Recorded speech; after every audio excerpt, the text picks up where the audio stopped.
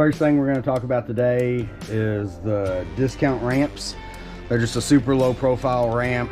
The C5s, even at stock height, tend to be notorious for not being able to get your jack underneath to the frame of the car, or the body of the car where you put in your pucks. Some people use them, some people don't. But either way, a lot of even low profile jacks, they don't reach in there. So you end up having to jack up one side at a time, and you can't get all the way to the cross member up front to jack up both sides. Basically, anytime you can get a C5 up just a hair off the ground so you can get started at lifting it, it's a plus. Some of the simplest jobs take a shorter amount of time than it takes to get your car off the ground. So let's unbox these ramps, see what we got, and go from there. So from what I've found, I've already unboxed the ramps. They're super lightweight. They're small discount ramps. I think these are 60, 70 bucks on Amazon. They look good quality. There are plenty more manufacturers that you could get these from that are a little more expensive, maybe support more weight. We're using them on the C5. I can't see myself using them on the Jeep because clearly you can get to everything on the Jeep. Our two daily drivers are a Toyota Avalon and a Chevy Spark. Aside from those, I could jack those up no problem.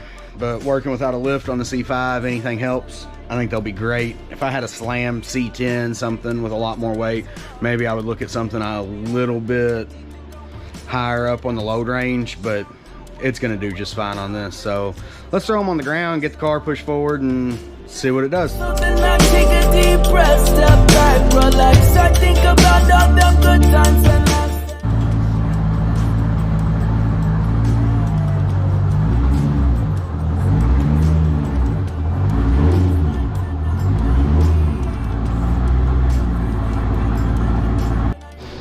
Well, they did exactly what I thought they would do. Car drove right up them, which is great.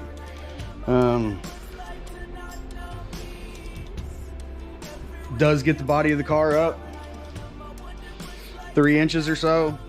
Make it much easier to get up under there with the jack from all the way from the front, which would be great. That you just simply can't do, or at least even from the side. You can't usually get most jacks in far enough to lift the whole car.